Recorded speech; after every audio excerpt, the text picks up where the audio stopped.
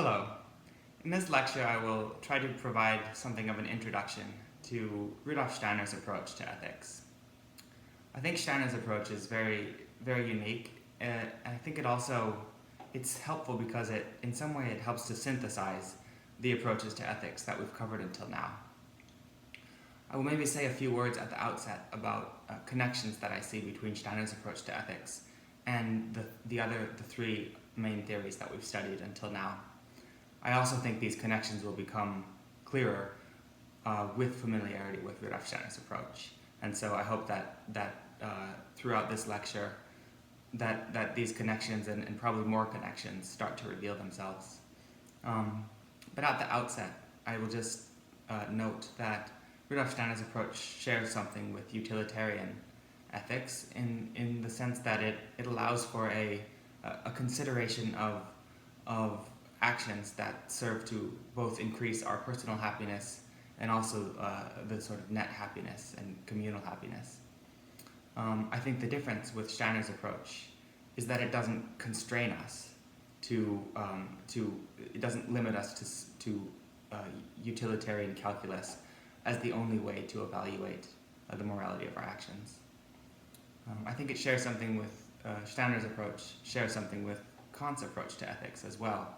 One thing I might note in terms of similarity between Kant's approach to ethics and Rudolf Steiner's approach is their emphasis on something like freedom or autonomy.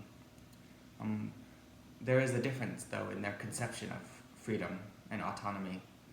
For Kant, the sort of moral imperative and the place for freedom, it comes in the place for autonomy comes in basically freely subjecting ourselves to the universal commandments of reason, sort of subjugating ourselves to this universal moral law that is the same for all people. For Rudolf Steiner, and so in other words, for Kant, the basis for ethics is in a sort of transcendent universal principle. For Rudolf Steiner, it's almost the inverse. They're both concerned with freedom, but Steiner is much more concerned with freedom, not in the sense of subjecting ourselves to universal law, but rather freedom as something like authorship. And so for Steiner, the central point of freedom is not to be found in sort of surrendering ourselves to universal commandments of reason, but rather the central point of freedom is to be found in a sort of realization of the creative potential in the individual. I hope to say a little bit more about that later in this lecture. I think Steiner's approach also shares something very important with virtue ethics, the way that Aristotle conceives of it. And this has something to do with what I noted in the lecture on virtue ethics, which is that I think Aristotle brings something very important to the consideration of ethics that I observed was, at least in my opinion, conspicuously missing from the approaches that John Stuart Mill and Immanuel Kant provided. And this has something to do with thinking of ethics not only as knowing or questioning what is the right thing to do and why is that the right thing to do, but in some way offering us also a way to make ourselves more inclined to actually do the right thing when we know it. Sometimes we err because, or sometimes we don't do the right thing merely because of a lack of knowledge. But often we don't do the right thing, we don't do the moral thing, not necessarily because of lack of knowledge, but because of lack of will. And Aristotle's approach offers us, I think, a way to, again, sort of cultivate in ourselves a disposition to do the right thing.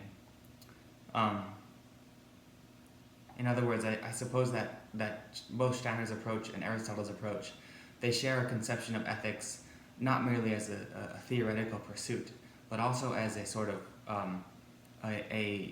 a task of self-formation and self-transformation even. I think that in some way a way to think of Steiner's approach to both compare it and also differentiate it from Aristotle's approach is that for Steiner, in some way, we might think of, Aristotle notes a number of virtues that we can cultivate as sort of dispositions or traits of character.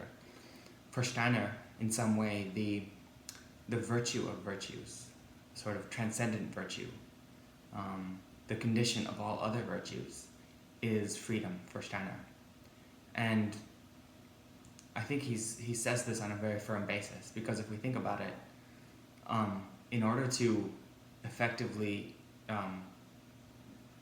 strive or aspire to cultivate the virtues, for example, that Aristotle mentions, we have to presume that we're free to make those kind of resolutions, basically. So again, for Steiner, freedom is kind of the ultimate font of moral action. In other words, I guess Steiner's approach offers a synthesis because it allows us to consider, it allows us to consider the outcome. It allows us to consider or to emphasize the outcome. This is a utilitarian approach. It allows us to consider the deed that might eventually lead to that outcome, as Kant emphasizes.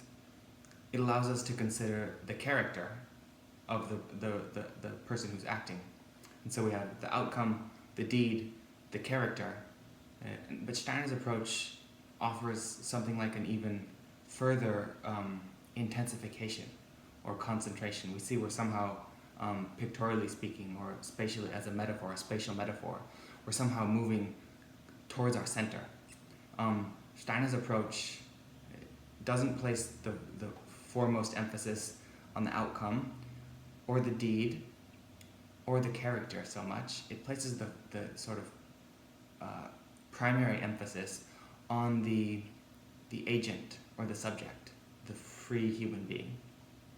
And so I hope to, again, try to explain how Steiner conceives of freedom, because that itself is somewhat of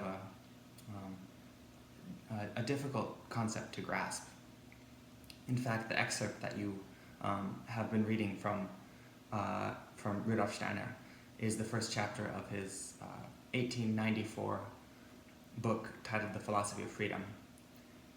And in that first chapter, it's basically a kind of exploration and problematization of the concept of freedom. And he shows how many different ways we can think of what that word means. And he sort of, he approaches each one and considers it. And ultimately, through a kind of, a juxtaposition with other concepts of freedom, he puts forth his concept of freedom that he sees as the clearest, the truest, and also the most actionable, the most helpful to guide our own lives.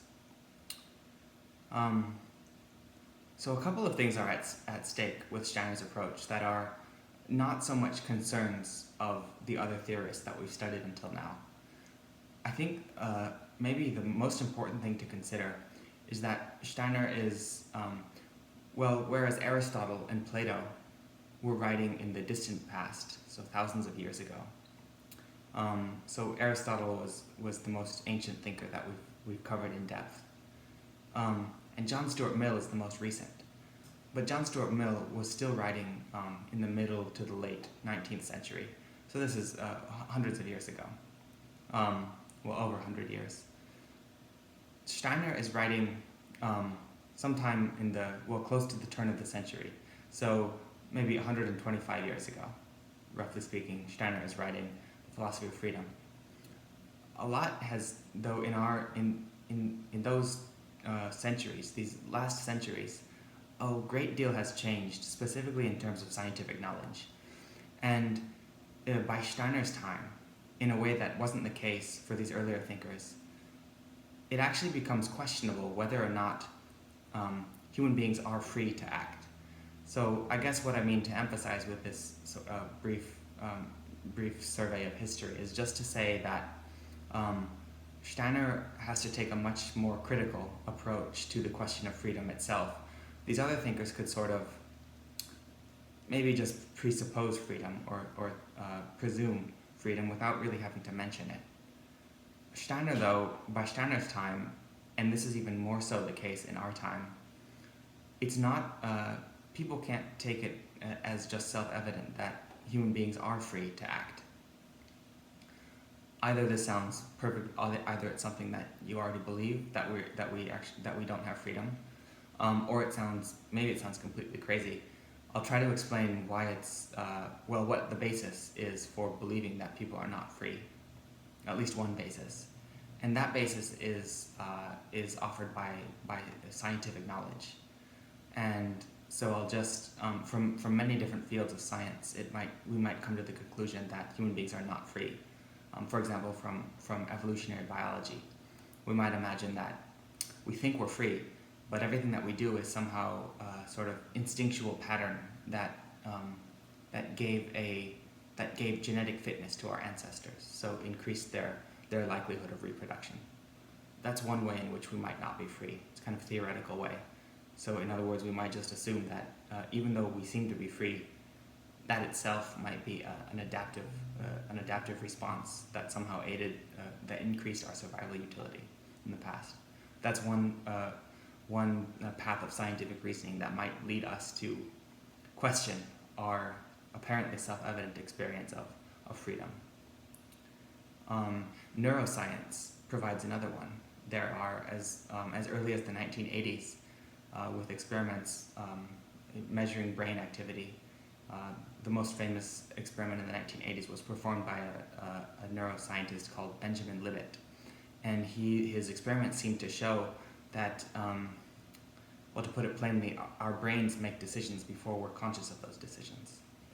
In other words, a scientist who was monitoring the brain activity would be able to, in some way, predict a decision before the subject, him or herself, was even aware of that decision. And so, as Steiner will develop, it's clearly the concept of consciousness is inextricable from the concept of freedom. In other words, we can't imagine freedom without consciousness as its correlative. Unconscious freedom is something of a contradiction in terms. A third way in which scientific reasoning might lead us to question our apparently self-evident experience of freedom is from physics. And if we just think of basic experiments in the about 100 years ago now, in the 1920s, in the quantum mechanics revolution, it was discovered that through these different equations that physicists could actually calculate with incredible accuracy the evolution of the wave function, which is to say, it sounds very complicated, but it's basically if they know the initial conditions of particles, so like atoms and electrons, photons, if those initial conditions are known, they can actually calculate what's going to come next in all likelihood and next. So evolution just means how it changes through time. A famous physicist who died just recently, Stephen Hawking, many of you will probably know his name, he has a very helpful summary for what's at stake from the field of physics in respect to human freedom. And he basically says, I'll just quote from his 2010 book called The Grand Design. This is on page 32. And he says, so this is Stephen Hawking. He says, since people live in the universe and interact with other objects in it, scientific determinism, which is to say atoms following their course, right? So they're determined to follow their course, and they can't do anything other than following their course. He says scientific determinism must hold for people as well. Although we feel that we are free and that we can choose what we do, understanding of the molecular basis of biology demonstrates that biological processes are governed by the laws of physics and chemistry, and therefore are no less determined than the orbits of the planets. Recent experiments in neuroscience support the view that it is our physical brain, following the known laws of science, that determines our actions, and it's not some agency that exists outside of those laws, which we might imagine is our own mind, or our own will, our own thoughts. He says it's not something outside of those laws. Hawking concludes, it is hard to imagine how free will can operate if our behavior is determined by physical law.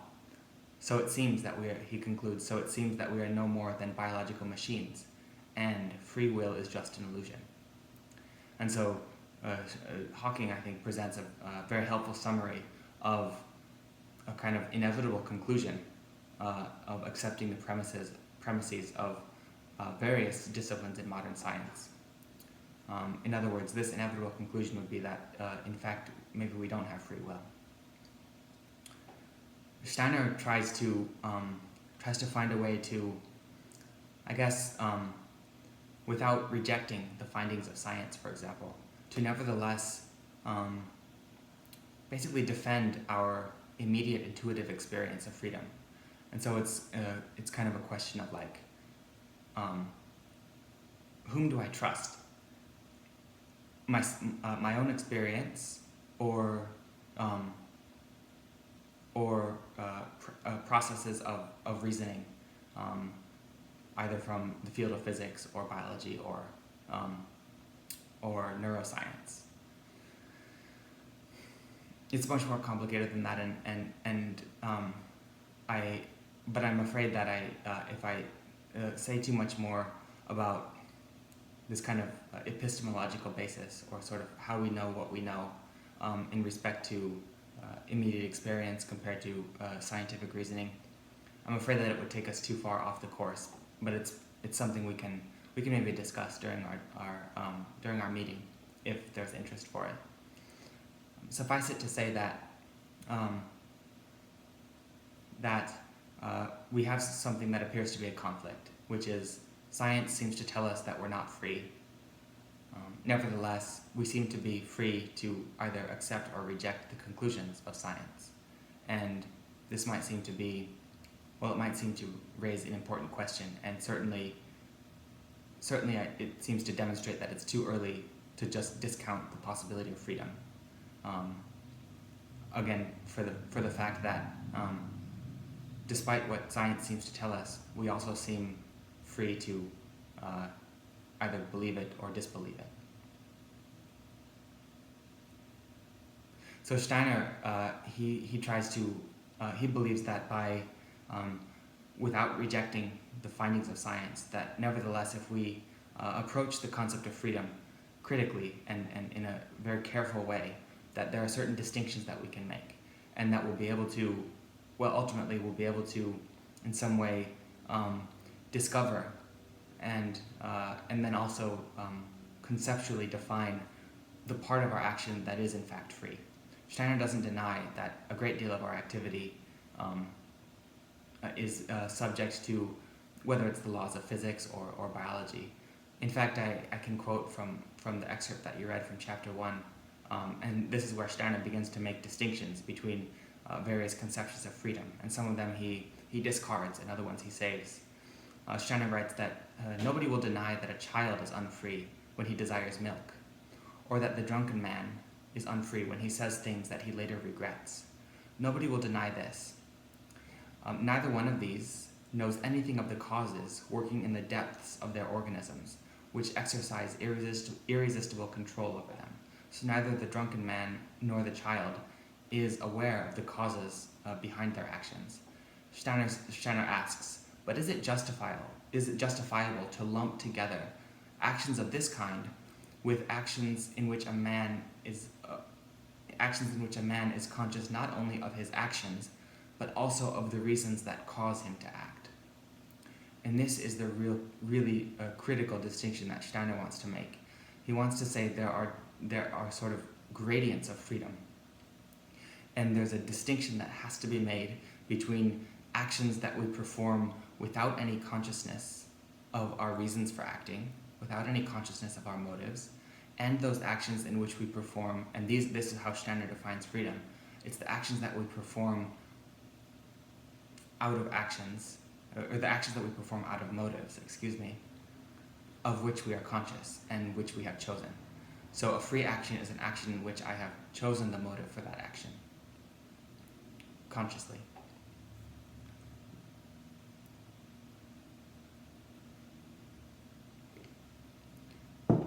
Steiner also contrasts, and so this is a sort of, Steiner establishes a contrast between freedom and the opposite of freedom, which we might call determinism.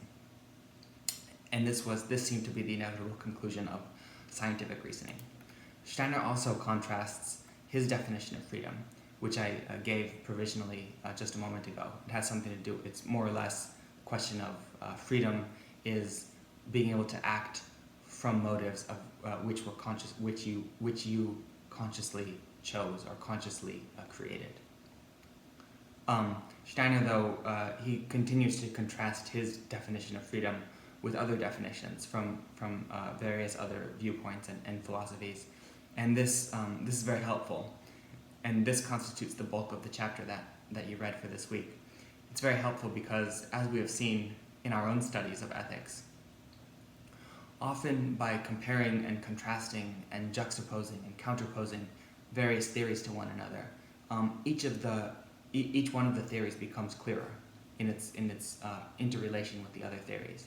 And so Steiner he's using the same method here to illuminate and to articulate his concept of freedom. And so three different basic contrasts that Steiner sets up with his notion of freedom in German Freiheit.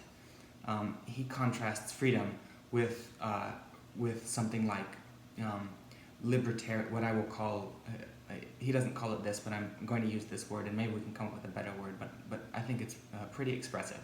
Well, first I'll list three contrasts that Steiner makes. He contrasts his concept of freedom with the concept of freedom according to a sort of libertarian idea of freedom. So one contrast is against libertarian freedom.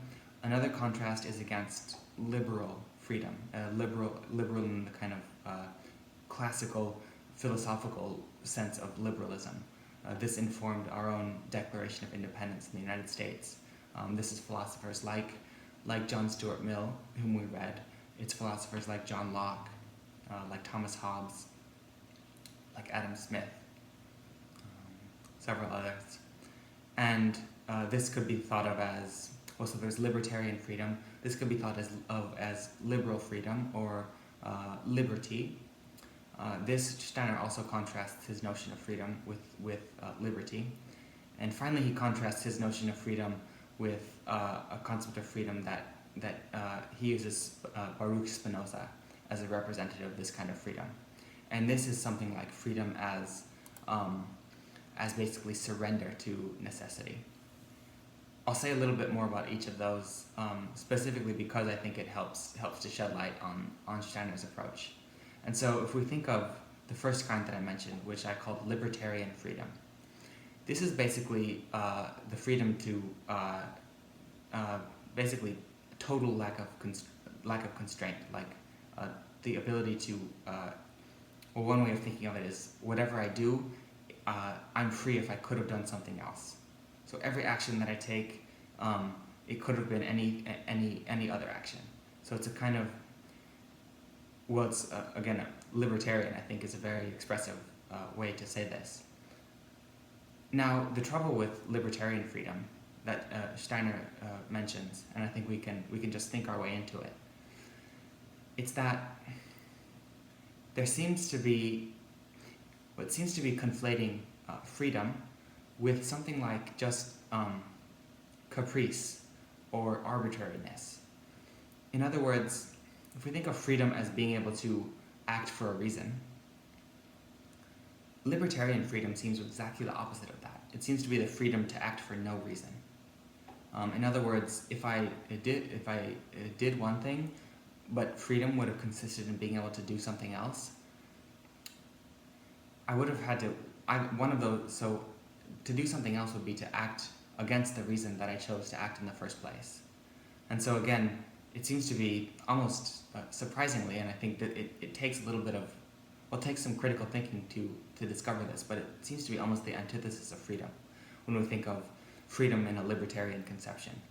Because again, if freedom means being able to act for reasons that are my own, acting for no reason, which is the definition of freedom in this libertarian sense, this again, it seems like the kind of antithesis of acting for my own reason. A second concept of freedom that Steiner contrasts his own concept of freedom to is, as I mentioned, the conception of freedom that is prevalent in the tradition of liberal philosophy. And this again, it goes back to thinkers like John Locke and Thomas Hobbes and Jean-Jacques Rousseau and Adam Smith and John Stuart Mill, whom we read. And it's enshrined, in fact. Many of these thinkers were writing very close to the time that the founding fathers of the United States of America were drafting the Declaration of Independence and as well as the Constitution. So many of the precepts of our own government are directly based on this conception of freedom as liberty, the liberal conception of freedom. Just as a side note, our political terms are in our philosophical language to talk about politics. It's so confused today. When a person says liberal, when a person says conservative, when a person says right wing, when a person says left wing, it's not at all clear what this person means by those words. So I just to be clear, in this case, when we're talking about liberal philosophy, that's not the same thing as what we think of as political liberals today. It's related to them, but only probably less than we think, tangentially maybe. But the notion, the kind of liberal or freedom as liberty, it's enshrined in our Declaration of Independence. Specifically, I'm thinking of the verse where it says that we have an inalienable right to life, liberty, and then specifically the pursuit of happiness. So to kind of capture the essence of freedom as liberty, or freedom according to the liberal tradition, it has something to do, well, I think it's very specifically, it means the liberty, the lack of external constraint, or the lack of external coercion. Another way of saying something like the same thing is it's freedom to pursue, pursuit of happiness. It's freedom to pursue our desires. So it's freedom for our desires. And we think of a kind of constraints on my liberty would be anything that prevents me from pursuing my desires. Again, this seems very intuitive in the same way that the libertarian approach to freedom seemed intuitive. But I think that critical thinking reveals a certain problem with it. And this, in fact, this kind of critical thinking, it has its roots at least as far back as Plato. And as far as we know, he was one of the earliest philosophers in the Greek tradition, at least, to recognize the kind of secret antithesis between freedom for our desires and freedom from our desires. And Plato basically has this, what I think is just an amazing insight, which has to do with the recognition that in some way we are the least free when we do what pleases us. We are the least free when we act in accordance with our desires. The reason is because those desires, we sort of indenture ourselves to those desires. We, in the way that actually it's kind of analogous to the way that Kant asks us to subjugate ourselves to the universal principles of reason, asks ourselves to subjugate ourselves to the moral law. But this is a question for Kant. This is a question of autonomy. When we think about indentering ourselves or subjecting ourselves to our desires, this is a much less conscious process. And what I mean by that is we never choose our desires. In some way, our desires choose us. and again, they basically enlist us to carry them out, right? So we become almost servants of the desires. And so again, Plato emphasizes that true freedom is to be found, actually, true freedom is not to be found in being able to pursue our desires, but rather, true freedom is to be found in not being forced to pursue our desires, being free from our desires. So we can see that this is in some ways, so these two concepts of freedom, one being freedom for the desires and another being freedom from the desires. These again set up a clear antagonism, and in some ways they're mutually exclusive. And so finally, another concept of freedom that Steiner distinguishes his own concept from is a concept of freedom that is advanced by a philosopher called Baruch or Benedict Spinoza. And Spinoza's concept of freedom, it's basically, I suppose in some way it's similar to Kant, but it's a little bit different. Spinoza's idea is that that freedom consists in basically, I guess it's something so simple as giving up the illusion that we're free. And so for Spinoza, freedom means acting in accordance with the necessity of our innate, of our kind of human nature. And for Spinoza, from Spinoza's view, he almost has a sort of pantheist view, maybe, which just means God is everything. And so one way to think of it is by analogy with a wave in the ocean. When we think of what a wave means compared to what an ocean means, we realize that they're not. So waves are not atoms, and they're not separate from the ocean. They're rather functions of the ocean, and it would be kind of, for us, it would be, well, by an analogy, we don't really think of we don't ask the question of freedom for our index fingers, because the index finger is a function of basically my own will, right? So similarly, the wave is not something that acts for reasons. For example, the wave is, again, it's an action that the ocean is performing. And so from Spinoza's view, what he calls God, what we could just as easily call the physical universe. So for Spinoza, the idea of freedom is basically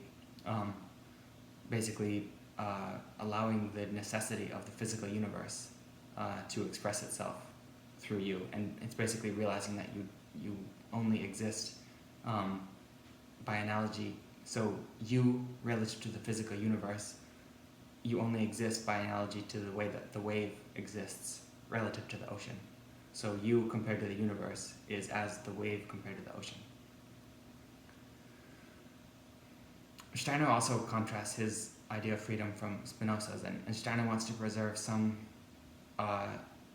sphere of individuality. He has the idea that the individual is not, certainly it's continuous with the universe, like we're not separate from the universe. That doesn't even, I don't even know how he would think that. It doesn't make sense. But Steiner also thinks that there is something kind of unique. There's a unique creative locus in the individual. And I used the word at the beginning of this lecture, I called it I compared it to authorship. In some way, the individual action it's like it's the creation of it's our own creation. And we can become authors of those actions. And Steiner has the idea that in some way the essence of morality is a gradual realization within ourselves, within each of us. It's a process that we each undertake, but it's a gradual realization and cultivation and coming into being, flowering of that creative potential for freedom within each of us. And so Steiner, by making those contrasts, he's hoping that his own argument for the nature of freedom, and then by extension, freedom as ethics as freedom, morality as freedom forming the basis for morality. It's his hope that by contrasting his own theory with these other theories of freedom, that that it can serve to basically clarify what Steiner is advocating, what he's putting forth. There's another aspect to all of this, which is it's a question of once we allow for the possibility of freedom, we have to say, well, it seems theoretically possible now, philosophically, based on the sort of critical thinking that we've done until now. But then there's an important question, and that this has to do with a question of where do we find this point of freedom within ourselves? Like, certainly I'm not free in terms of my basic physiological functions. And Steiner gave the example of a child is not free when it cries for milk, right? This is almost like an instinctual, the instinctual expression of a desire. So Steiner, without denying the fact of instincts, he wants to help guide us basically to discover this part within our own hearts and minds, within our own experience, basically. Discover the part of ourselves where it is possible to discover freedom. And so again, he says freedom is not something that we just assume is already the case. For Steiner, it's something it's a capacity. To use Aristotle's language, it's a virtue, a trait of character. And in fact, it's the virtue of virtues. It's the highest trait of character, and it's the trait of. But because it's the trait of character, it means it's something that we have to cultivate. It's something that we have to develop. And so the second aspect now, or the next aspect to consider when we think about freedom, is where do we find it in our experience? And Steiner tries to, in some way, illuminate or tries to make our own processes of, he tries to make transparent our own processes of cognition and our own processes of perception. So he tries to make it clear he tries to encourage us and point us to ways of introspecting or paying attention to our own experience that will allow us to discover the sort of the process that by which we make sense of the world, right? So we're continually, as we move through the world, we're also perceiving the world and making sense of the world. And Steiner wants to help us understand and help us perceive that process. It's perceiving the process of perception itself. And Steiner suggests that if we're able to do this, we will sort of familiarize ourselves with the terrain of our minds, and we'll be able to discover the part in ourselves that is capable of this development towards freedom. Because as he noted, there are many parts of our lives that are sort of spoken for. We talked about this earlier in the semester with the idea that in the way that animals have a sort of innate wisdom, and we call that instinct. Human beings have a great deal of that too. We don't think of it that much because it sort of takes care of itself. And again, I think we can just think of things like the way we our breathing and our heart rate. They regulate themselves. We don't have to concern ourselves with it so much unless something goes wrong. Steiner wants to help us find, though, the place in ourselves that is not spoken for by instinct. And so this is the place that is potentially free. And our task is to make it actually free. And Steiner wants to help us find where to begin. And so he starts with a kind of rudimentary process of perception. And he says, if we look, we can in fact find a point of freedom in this very process of perception that would be likely to overlook if we don't look in the first place. So basically Steiner says, he doesn't say this, but I'll give an example of what he's saying. Suppose that I have a chair. And so what's happening is I see the chair, and that's one side, which is what I see. But there's another side, or another element, another aspect, which is what I recognize in the thing that I see. So there's a form that meets my eyes, and then there's an understanding of that form that comes from my my knowledge or my mind, right? And so when I see something and I see what that thing is, I see that it's a chair, I've sort of joined two elements together that are in fact, at least in the beginning for me, when I first see the chair, I might not recognize what it is as a chair, especially if it's some kind of avant-garde chair or some kind of unconventional chair. But once I see the thing and I see it as a chair, I have joined the idea of a chair, the concept of a chair, with the sense perception of the chair. And so we think of, on the one side, there is what is confronting us through our senses, and on the other side, there is how we're making sense of what is confronting us through the senses. And we can call that thought or thinking. What we can call the thought of the chair and the sight of the chair, the visual stimuli. Once through thinking, we join those two things together. Okay, but now if we have the chair there, I can look at the chair. But suppose that I suppose I need to change a light bulb. Suddenly, the chair, so the same thing is tickling my retinas, touching my eyes, but through thinking, I can marry a different idea or a different concept to what is confronting my eyes. So it's a chair, but it can become a stool for me if I need to reach up to the ceiling and change a light bulb. So the chair, it's one thing when I, through my thinking, join the concept of chair to it. It's another thing when I, through my thinking, join the concept of stool to it. We could go even further. Suppose that I need firewood to heat my stove in the winter. Suppose that it's winter time and I have a log burning stove and the chair is made of wood. And suppose that I just disassemble the chair and throw it into the furnace. Suddenly, well, there I have again. I've been confronted with sensory stimuli, and through my thinking, I have joined the concept of firewood to that chair. And suddenly, this is the real insight or the epiphany that we can have, which is that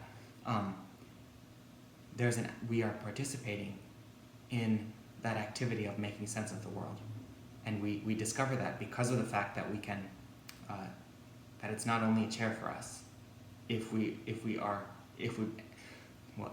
become conscious of our own participation in this process of perception, we suddenly realize that we're bringing a lot more activity to the process of perception than we first imagined. And so Steiner's idea is once we become conscious of that activity, then we have an entry point for freedom. There's an amazingly poetic and expressive, a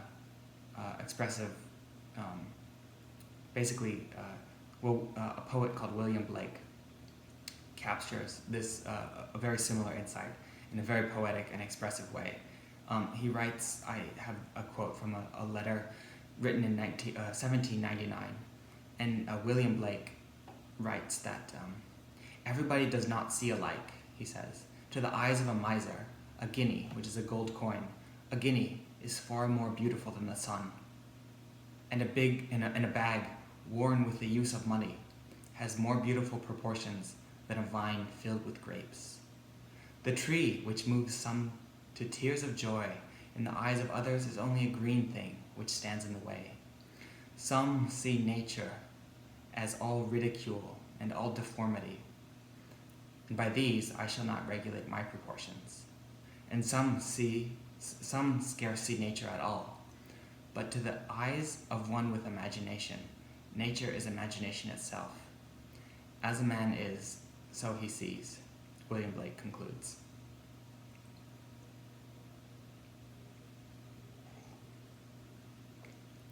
And so William Blake introduces the concept of the imagination within perception. And so we can define that imagination within perception as the activity in which we could become free within perception. And so when we think about the chair that can become a stool, that can become 1,000 other things, if I'm able to imagine them, we can see that it's a process of thinking or a process of imagination, actually, that helps us find new ideas to marry them to what we are, what is confronting us through the senses. And so Steiner then, now I'm going to try to connect this idea of the freedom within perception to the foundation of ethics for Steiner. And to do that, I'm going to try to bring us back to the morning hours of this course, when I tried to differentiate a study of ethics from a study of many other subjects that we might encounter during our academic careers. And I tried to emphasize the fact that in most subjects, we study facts, we study information that is kind of objective for us, that we are confronted with this information and we attempt to learn about it and to discover connections amongst this different data. But it's fundamentally we are learning about something. We're learning about something factual and something objective. We're learning information. I said ethics is it's categorically different in this respect. It's that we're not confronted with ready-made facts. Instead, ethics is especially also thinking about moral action is exactly what creates those facts. And so, in other words, when we study ethics, we're studying something that we ourselves create, right? And so the facts are not just there waiting for us. We are generating those facts. We become sources.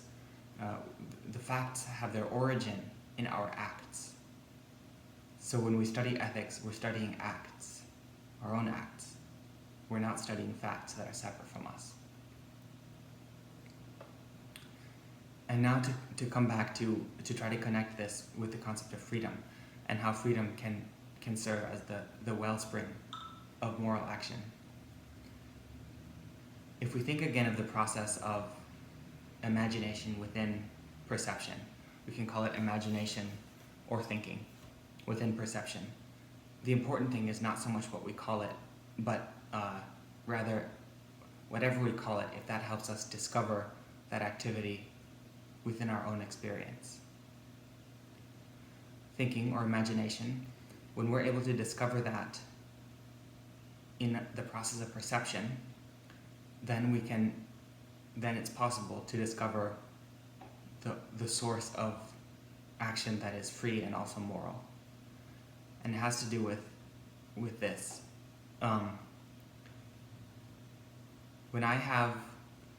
If I have a moral ideal that I wish to realize, like friendship, for example,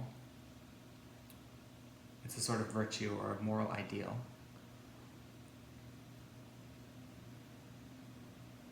It's through imagination that I'm able to join this moral ideal with a concrete act of my own and thereby create a moral fact.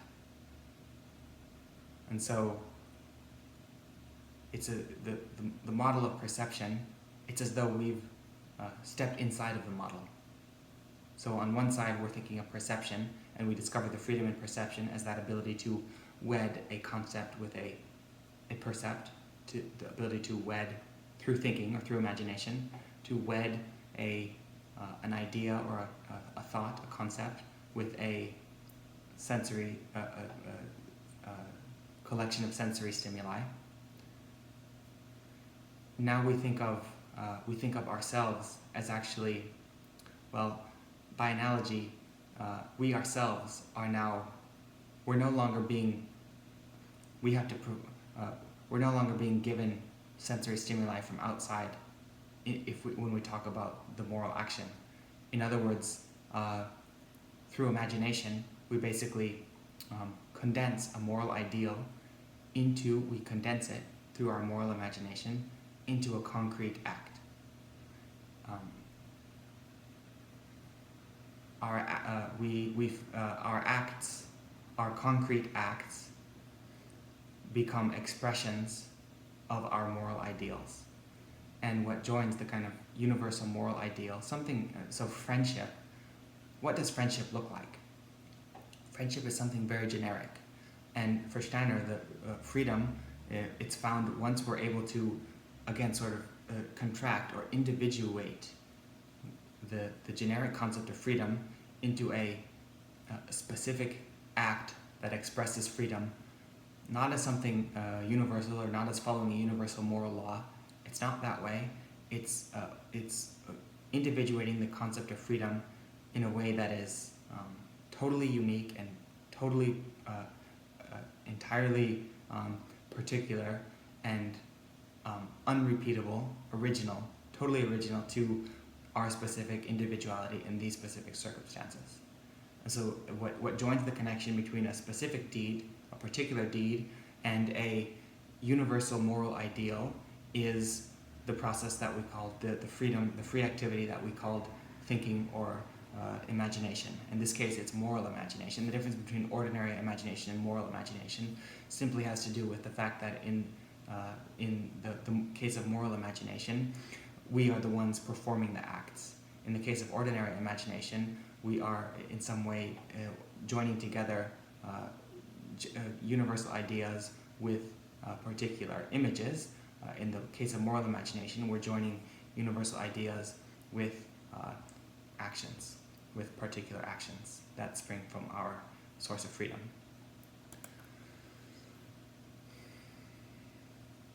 Just to give an example of friendship,